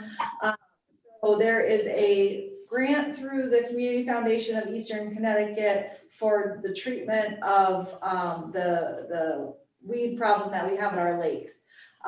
So this grant could potentially help us. It's a little bit, we'd have to take the lakes one at a time, but we would potentially be able to get a grant from them of $25,000 to help with the treatment. We have quotes for the treatment of Blue Lake and Billings Lake. Billings Lake is about $54,000. Blue Lake is about $43,000. So it's just something that we wanted to talk about to see if it's something we want to be planful for and put money in the budget, knowing that we wouldn't have to have a continual $15,000 a year to treat the 3 lakes until there's no lakes. I mean, because the treatment we're doing now isn't to eradicate it, it is just to manage it. So we just wanted to, before we get into budget time, discuss this to see if Craig should move forward with the grant application, knowing that we would be responsible for the rest of the money. And I also wanted to point out that the money that the town contributes to the lake associations for this does not pay for all the treatment they have done each year. The town's not even giving half of the amount. Their lake associations are also contributing to it. So in addition to the grant funding and the town funding, the lake associations would also be responsible for some of the funds. So basically what we're talking about is it'd be more, it probably come budget time would be a little bit more of an ask on the budget, but it's an eradication on a lake by lake basis. So we wouldn't have the ongoing commitment that we now have had. And honestly, probably are going to continue to have. Based on last budget cycle, we actually removed the item and it was pretty strongly opposed by the public. And so it did end up back in the budget and certainly not an item that we would probably remove again based on that feedback. So rather than have to continue to just treat the problem, let's eradicate it, even though it'll cost us a little bit more on a lake by lake process. So I think what we're looking for is kind of a head nod on going in this direction. So that way, when we do come forward with the budget, it's not a surprise and that Craig isn't spending his time writing a grant that we aren't going to support. So what feedback do you have? You don't want to go first. I think that's the way to go. I think definitely we should go with the get rid of it, not just keep nurturing it, I think, so. So is that guaranteed, Nita, that we get rid of it? It does not come back? Is it a guarantee once it's been eradicated? No, that's what we need to know. Yeah, Nita wasn't, Christine, Craig got the information on it. And I think I asked that question in the meeting. It was, you know, how strong is this eradication? I mean, does it really just do the job? And supposedly it does. It basically, it's the one, it takes care of what the issue is. And we wouldn't do every lake. We'd do one lake probably 1 year. So there might be potentially for a couple of years of contribution for treatment until we're able to eradicate all 3 of them. But yeah, it's supposed to take care of it, Bob. So there's some sort of guarantee that's given by the company that eradicates to the town that it's not going to come back in 10 years. We can find that out. I don't know. I'm not sure what guarantee they have, but when they say eradication, I think that's what they mean by it. So there must be some level of, I mean, you know, there's got to be some level of support. So with simple math, if they come up with a number of years now, like I know in roof shingles, they have a lifetime guarantee, but what's lifetime? Well, it's 40 years, 50 years, your lifetime, my life. So if they eradicate and they say it's good for, say, 10 years, and is there 2 lakes involved or 3? 3. So there's 3 lakes with Wyosip, Billings, and Blue. And the total dollars it would cost divided by the 10 years versus the 15,000 we put in every year. I mean, to me, it's just a simple math problem that we can come up, as long as we get a guarantee on how many years the eradication is good for. All right, so we'll do a little more homework. I don't think we weren't looking for a motion or anything tonight, but why don't we add that to the next agenda just as an update on that question that you have, Bob? Mm-hmm. Thank you. Okay. Any other comments on that? Any public comment on that? Yep, I see a hand up. 4673 phone number, you just have to unmute. If you're on the phone, dial *6 to unmute. Yes, see you're unmuted. Mike, this is Art Armstrong from Wyosip Lake, the Wyosip Lake Improvement Association. Oh, hi, Art. And the chemical that we're trying to use up here now is called Procelicor. And the biggest, I would say, the guarantee or what they're looking for is a life period of treatment somewhere between 3 to 5 years. And that's all they can state with that chemical. And that's one of the newest herbicides that's out there right now to do the lake treatment with. So unless there's something else that we don't know about, that's what we're working with right now with Solitude Lake Management, is the use of Procelicor. And that's what we're scheduled to treat with next year. Yeah, and and your funds are available. Well, I think you treat in the spring, right? It'll be hopefully early June, late May or early June. So we've already allocated funds for that treatment this year. You have that. So we'll find out what is this eradication that has been touted to us. Is it something we haven't heard of? Because they're basically what's being sold on this grant is this eradication, and that we would not have to go on with this treatment. So, I know you're more familiar with this than any of us. Stay tuned to our next meeting, and we'll try to get a more substantive. If there's something else out there, because it's got to be approved by by the state and federal and all that kind of stuff. And it took quite a while for this Priscillacor to be approved by the state of Connecticut. And I think it's only been used maybe 1 or 2 years so far. And because of this chemical, they're the ones now are requesting that we do a third-party survey, which is quite expensive. You know, it could cost us another $4,000 or $5,000 just for a survey to answer questions that the state might have about the effectiveness of the chemical. I mean, it's a whole pretty expensive process, no matter which way we go. Thank you for the feedback, Art. Okay. Art, I think that was your phone number. Did you mean to reuse Yeah, I your? tried to. Yeah, go ahead. I tried to get through, but I couldn't. And one of the things that Heather Summers told us at our August meeting when we started talking about drawdown and everything else, that the DEP is so far behind on proving any of these permits that some of the permits that are being presented right now to them may not get approved until 2021.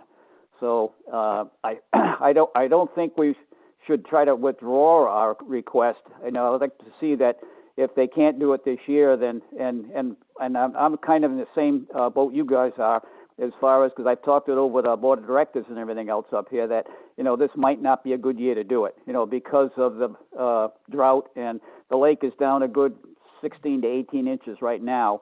So anybody that had shoreline work, wall maintenance, and that kind of stuff can get out and do it, you know, without a drawdown. So it's a natural drawdown because of the drought right now. So if you know, if they're not going to approve it this year, you know, maybe it'll float over to next year, and then we can decide next year whether we actually need the drawdown or not. Yeah, I think I tried to describe in the letter that I'm going to write, it wasn't necessarily withdrawal, but it was more of a cautious concern of the previous letter we had written, and that we certainly defer to DEP for their expertise. You know, Bob Nita and I are not the experts on that. So I just want to make sure, you know, we sent an affirmative letter asking for the drawdown, and I would not want to have that letter be the authority on this, given the drought conditions that we're currently in. That wasn't the case 2 months ago when we sent the letter. So correct. Yeah, so we'll just, we won't withdraw it, but we'll phrase it in the way that I described before. Okay, sounds good. Thanks, Art. All right, thank you very much, Mike.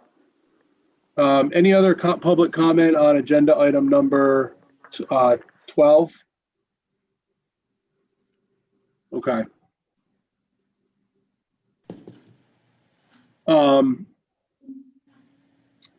Then number 14, which is the COVID-19 update. So Bob, you had mentioned the fact that the cases were pretty much flat. Until recently, they have gone up a little bit here. We've had a couple of new cases over the last week. Basically, just to give an update, and I've tried to say it in my weekly updates that I put out, but you know, what they're finding is that a lot of the transmission right now is due to gatherings, and even specifically family gatherings where folks feel safe because they're with somebody that they normally associate with. And again, people can transmit this virus asymptomatically. So, you know, they're just, legislators is just preaching caution, masks, hand washing, you know, the same things that they've been talking about. And, you know, I think we're probably going to be in for more increases, it seems like. You know, it's unfortunate, you know, winter's coming. I think it, you know, based on all the things I'm hearing, you know, I think it's going to be a little bit of a longer fall and winter with this. Hopefully there is a vaccine that does come out and starts to lead the way on making this a better situation. But I just wanted to put it on the agenda in case the selectmen had any updates. The only other thing I'll mention is I did put out an event this Thursday evening. I've collaborating with Danielle Cheesebro, First Select Woman Cheesebro from Stonington, and Director of Health Steve Mansfield. We're going to do an online forum so folks can ask questions about COVID, and we'll just have some short presentations. So that's going to be Thursday evening at 7 o'clock. It's a Zoom event, so you're more than welcome to attend as well, and certainly anybody from the public can attend. Can you give us the link? Yeah, exactly. Okay. Yes, I will.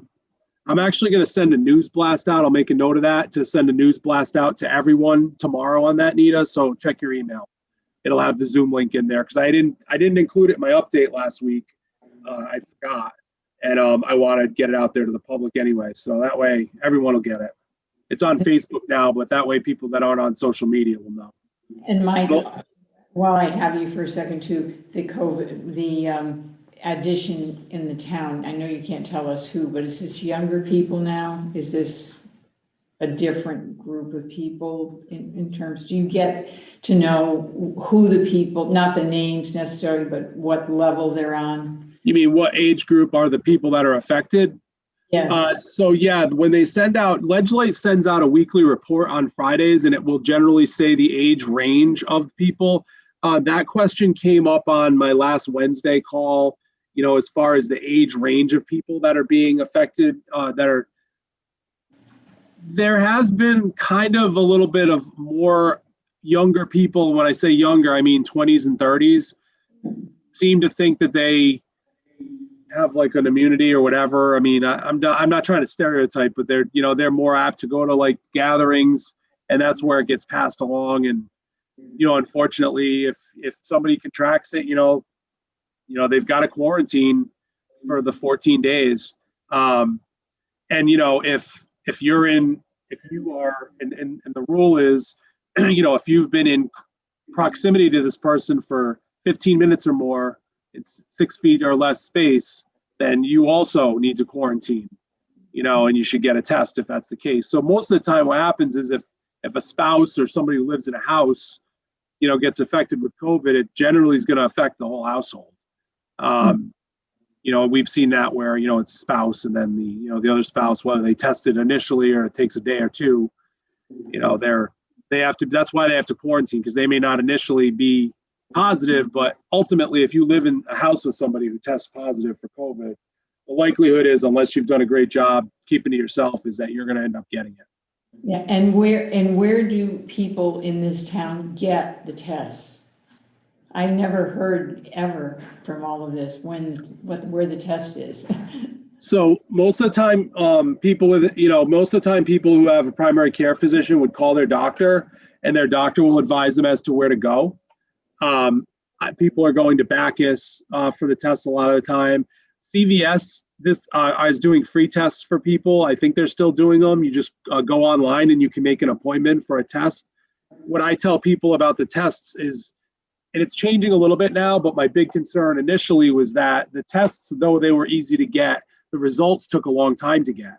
And that's, for somebody who's going to be out of work, you don't want to wait a week to get your results. Now the results are coming in closer to that 48 hours-ish for people, so it's not terrible. The PCR tests are the advisable tests, so the ones that they call rapid tests, like that you can get in 30 minutes. First of all, for asymptomatic people, those are not tests that are considered to be the most reliable. If you are symptomatic, they tend to have better reliability, but the health districts are really pushing the PCR tests, which are the tests that they do take, 24 to 48 hours to get the results back, 72 hours sometimes. So the best case is to go to one of these testing centers like a Bacchus, or there's drive-through ones. New London has come out with more. Norwich has come out with more recently because of the uptick. So the best thing for people to do is go to Ledgelite Health District, www.llhd.org, and they have a list of everything right on there. So, or you can go to the coronavirus website on the state website as well, which also has plenty of information. I think it's CT/coronavirus. So, thank you. Bob, any comments or questions? I see Sean, is that you?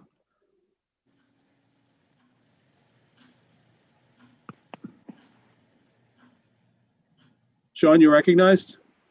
Yes, Mike. This is along the lines of what Nita was questioning. It seems like with all this effort for contact tracing, that they should also have a report. I mean, you say there's lots of, a general statement that it's, younger people and groups of friends. Why can't they give us a report that of so many cases, 3 of these were by people caused by people visiting their grocery store, or so many people caught it from work at a healthcare facility, or so many people, caught it from being involved in small groups of friends, or from how many people went to larger gatherings with larger numbers. Why can't they come up with some sort of report that might show people what habits are, for the most part, are causing, the people to be infected? It seems like with the contact tracing that they should be able to have better reporting on the habits or the types of places people visited, gas pumps, how many people, does anybody catch it off the gas pump? I don't know, but there ought to be something else we should be able to get. So that's a great comment, Sean. I'd encourage you to attend if you can Thursday night, and certainly ask Steve that question. I don't have the answer to why they don't have a more detailed report. I would say they're coming out with more vague and general. I don't want to say vague because they are being specific. They are saying, and I'm on many calls every week, and what they're saying is that they are finding through the contact tracing that many more of the cases now are being attributed to people think they're safe, like with their families, for instance, like they're going to a family dinner where there's multiple people there and they're taking masks off. They're seeing less of it when they're contact tracing in like a grocery store or a gas station or stuff like that, because generally people are wearing their masks there, and masks are proven to stop the spread. So they're running into issues where they're letting their guard down, and that's what they're telling us. As far as specific reports, that's a great question. If that's something they're able to do.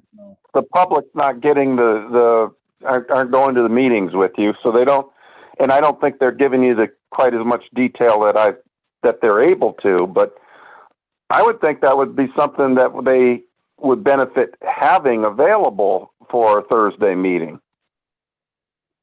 Well, I think they will have a statement on it. Certainly, I'm not sure about a report I'm not sure what they're what exactly they're tracking, Sean. But certainly, it's something I can ask Steve in advance of the meeting. I don't know what. It just seems like it could be part of a weekly report. I'm sure it could be.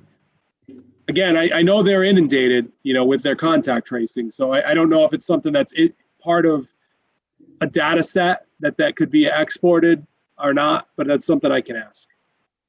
Thank you very much. Thank you, Sean.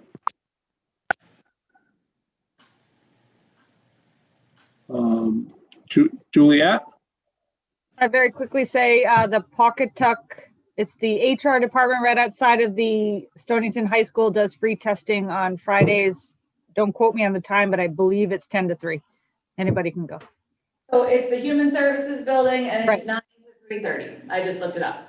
9 to 3:30, yeah. That's the closest one to us right now. I have inquired about, thank you, Juliet. I have inquired about, local testing here. I mean, we don't have the cases, and it's a big undertaking to have something like that. So, it's not like it's that far that somebody would have to go if they needed to get a COVID test. And plus the CVS is offering it as well, so. All right, any other questions or comments on the COVID update? Number 15 then, extreme drought, which we kind of alluded to. I just wanted to let everyone know that we do remain in an extreme drought. I am excited that we've gotten rain now for 2 days. I hope we get more and more and more rain. But this is, it was certainly a concern. We were getting random reports of a well dry here or there or whatnot. So, in those cases, we try to do what we can as a town to support somebody who has a water need. So we do what we can to make sure we're supporting people. But I just wanted to make everyone aware publicly that I haven't heard anything different about this drought, although if we keep getting rain, maybe it'll change course. So any questions or comments? Any public comment? Okay, we have some tax refunds. We have refunds amounting to $2,713.10.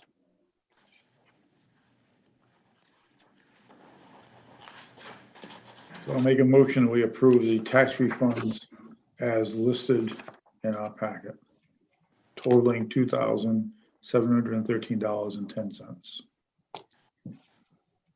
Second that. Further discussion? All those in favor? Aye. Aye. We have minutes. Yes, I'll make a motion that we approve the minutes of the special meeting, September 22nd, 2020 at 5:30 as submitted by Christine. Seconded. Further discussion? All those in favor? Aye. Aye. And I will make a motion that we approve the regular selectmen meeting minutes from September 22nd, 2020 that began at 6 o'clock as submitted by Christine. Second. Further discussion? All those in favor? Aye. Aye. Motion to adjourn? I motion to adjourn. Second. Further discussion? All those in favor? Aye. Aye. Thanks, everybody, for attending. Have a great night, everybody. Thank you.